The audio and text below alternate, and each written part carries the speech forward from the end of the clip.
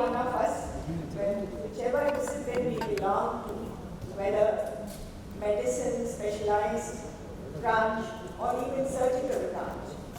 And of course, the main kirdar, or the main functioning person nowadays is the intensivist, who tends to deal with such cases.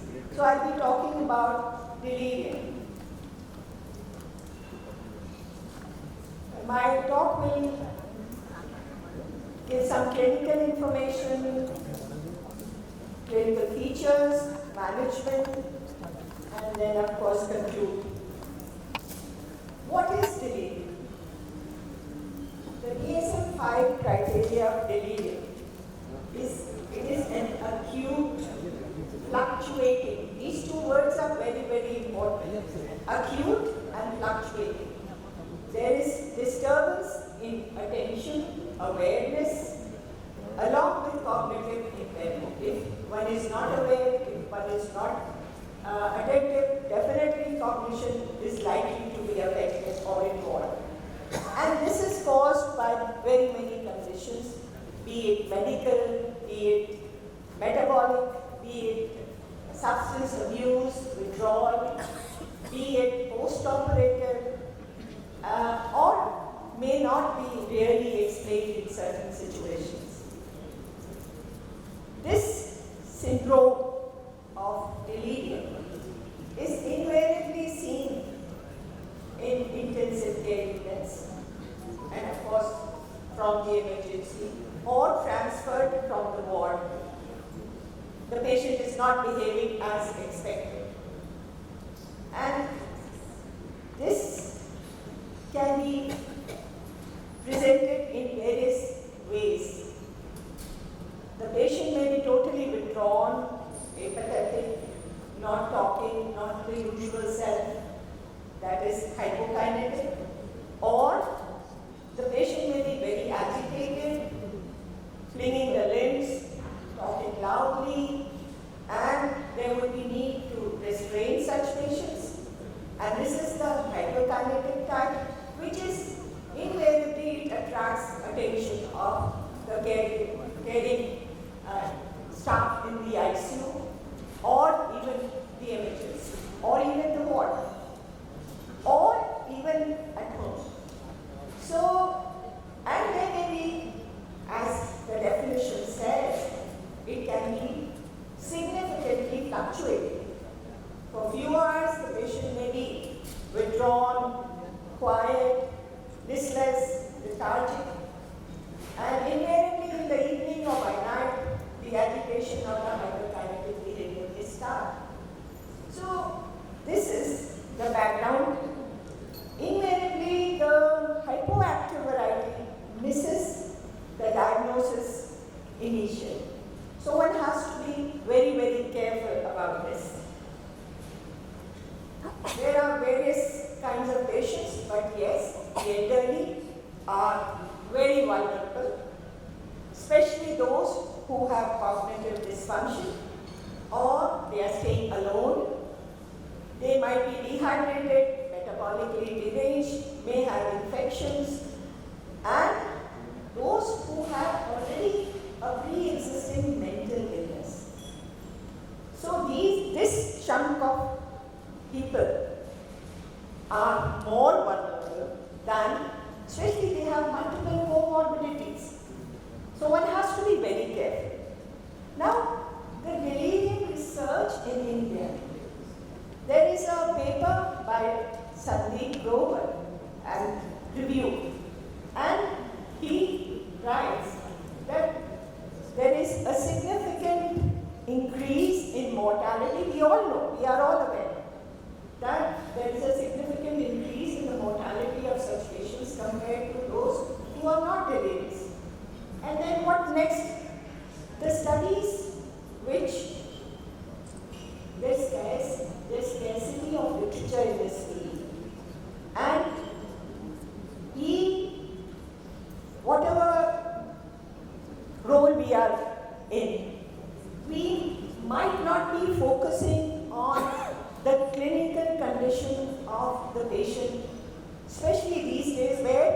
technology has taken over. And I'm not being skeptical about it, but as we take the rounds in the ICU, how much are the counts? CT shows a little less edema. Sodium has come up, and the focus on the patient may be only a fraction. This is what is happening today. And when we interact with the patient's attendants, they are also coming out with this. थोड़ा सा सूजन कम हो गई है, and sodium from 126 has come to 128. Counts 15,000 थे, अब 12,000 हो गए. So I'm just saying कि if this is what is happening today in our ICUs, no issues about it, I'm just highlighting. And the support staff is also oriented in the same manner. So as clinicians or as surgeons or as intensivists, we know that we need to mobilize the patient at the earliest. But the situation is such, from open ICUs we've gone to closed ICUs. And we don't know there is a staff crunch or the sensitivity is not there, that mobilization of the patient takes a backseat. So one has to be very, very vigilant on these issues, and the staff, bedside staff, needs to be sensitized. Otherwise, we will be needing humanized ICUs the next decade, I believe. So, and if we highlight that these are the patients who are predisposed to having delirium. Why? Because delirium carries a bad prognosis, higher morbidity, higher mortality, prolonged length of stay in the hospital, simultaneously increasing the costs, and even after discharge, they will have mental problems, cognitive problems, lots of problems. So it is very, very essential to detect this condition before it gets precipitated. So the diagnosis is mainly clinical. No investigation is going to tell you that clinically this patient is delirious. So one has to be very aware of what we are going to do. And invariably it occurs within 24 to 48 hours of hospital admission. Or if it's a post-operative patient, the patient may not behave post-operatively as expected. So one has to keep that in mind. So early recognition is the dictum, because long stay, higher morbidity, higher mortality, and after discharge also, it carries a lot of morbidity, which may be permanent. Older age, of course, is the most non-modifiable risk factor. Plus, as I already mentioned, cognition and all. Then the precipitating factors. Any incidental illness, any infection, immobility, lack of sleep, electrolyte imbalance, nutritional deficiency, even constipation, even urinary retention, as common and as usual stuff in the elderly, may precipitate pain. If the patient is aphasic, for instance, he or she cannot express pain, but you have to have that insight that this patient might be in pain. Or drugs, certain drugs tend to precipitate this condition. So one has to keep all these things in mind. Post-operative, long surgery, deep anesthesia, these things might precipitate delirium in a given patient. So there are certain drugs which need to be seen and avoided, especially opioids, benzodiazepines, unnecessarily prescribing antidepressants, corticosteroids even. Patient would become psychotic and delirious. Certain other drugs have got a lesser risk. Then what is happening in the body, in the brain, that is causing? There is a lot of neuronal dysfunction, there is a lot of neurotransmitter imbalance, there is disconnection between the communication of the neurons in the brain.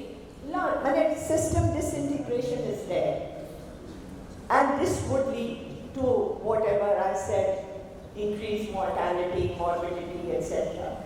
So there are lots of neurotransmitters which are deranged. Some might be low, some might be high.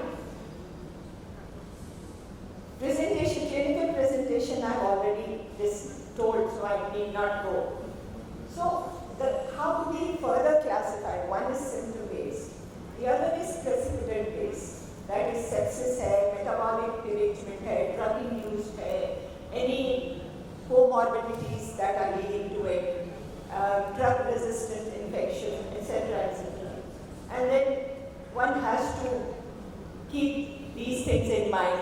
The basic tests, clinically, the patient might behave in a weird manner, not as the patient was behaving earlier. So one has to take a very thorough history. Inquire about the sleep pattern, inquire about the bowel movements, inquire about the bladder movements as well. Sudden decline in meditation, which is fluctuating, would lead to the diagnosis. Is the patient hallucinating? Is the patient having delusions? So all these things matter in your diagnosis. DSM-5 criteria we have already talked about. Then what do we do in order to have an insight into this condition?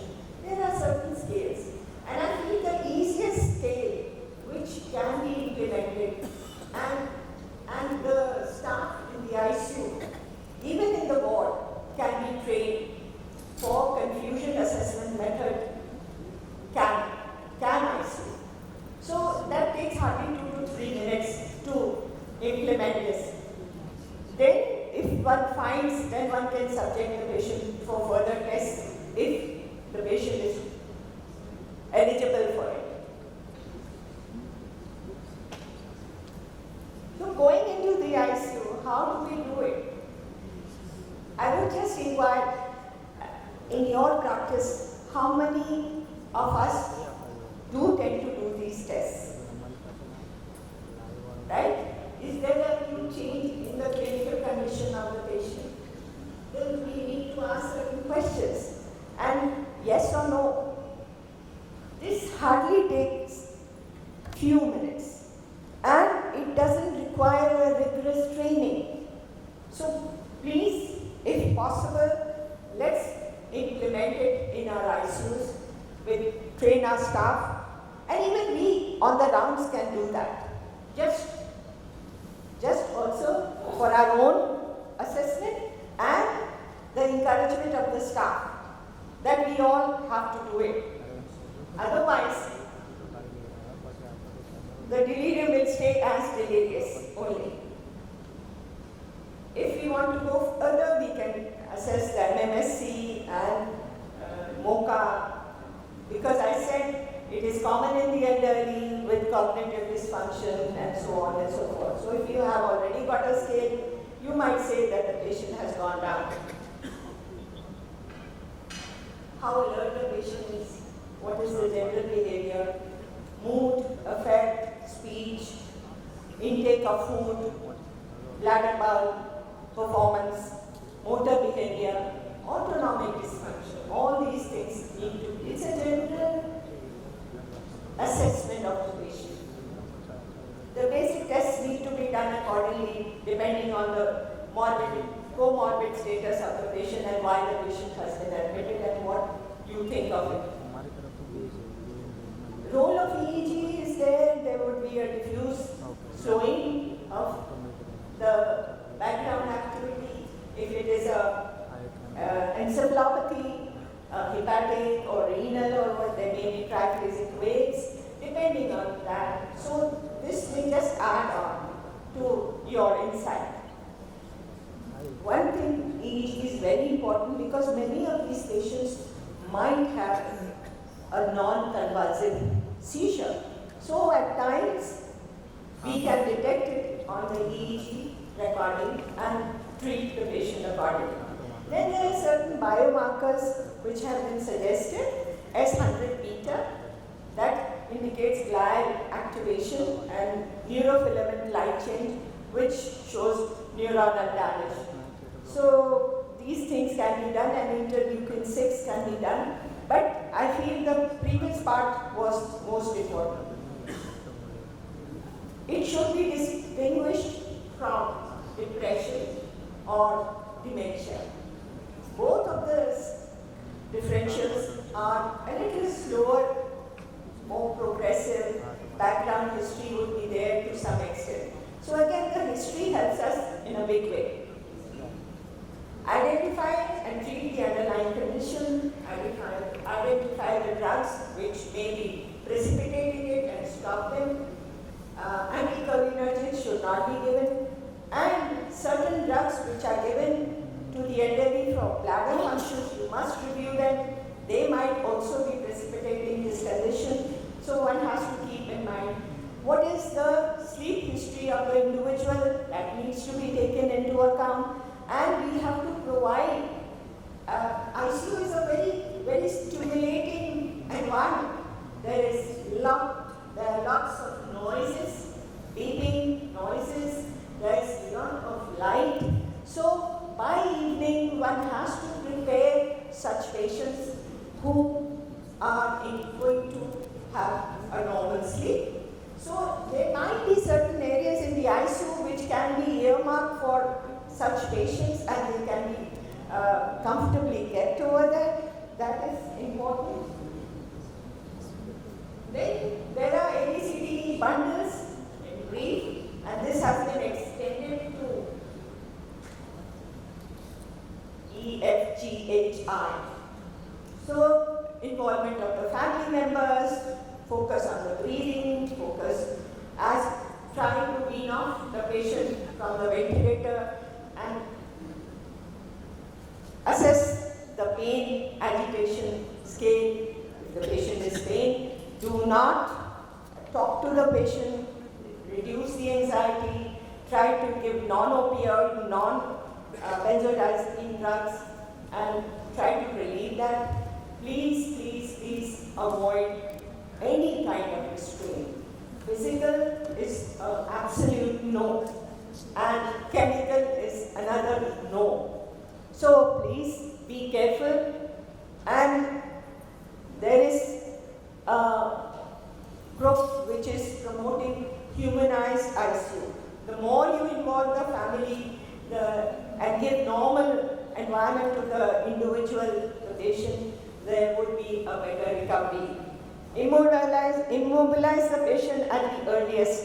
Provide hearing aids if the patient is hard of hearing. Provide specs if the patient is conscious and interactive. Whatever physical needs, sensory gadgets the patient needs or was using, he or she should be provided, so that the sensory perception remains intact. And there should be regular interaction with the patient, whether we can involve the family members, but unfortunately nowadays we have closed ICU. For a very short window, we permit the attendant to go to the... So this is all, and there is some role of virtual reality based exercises. I think it's a little far-fetched to do this. Pharmacological management in such settings takes a backseat. Try to avoid and use as lesser number of drugs as possible, and extremely low doses. Melatonin has been tried, but the recommendations are not there. It's a very mild drug which is normally secreted in our brain, and it may be given 2 hours before the sleep time in a small dose and create an environment. In those patients who need sedation, dexmedetomidine is being used. Again, small dose as much as possible. That's all I think I have to say. Aftercare also needs to continue. One has to be clear that patient after discharge might also have mental changes, requirements, and that support should always be there. Diagnose it clinically. Identify patients who are predisposed to having delirium, and you can intercept over there. And if medication is needed, you can give very small dose and go slow.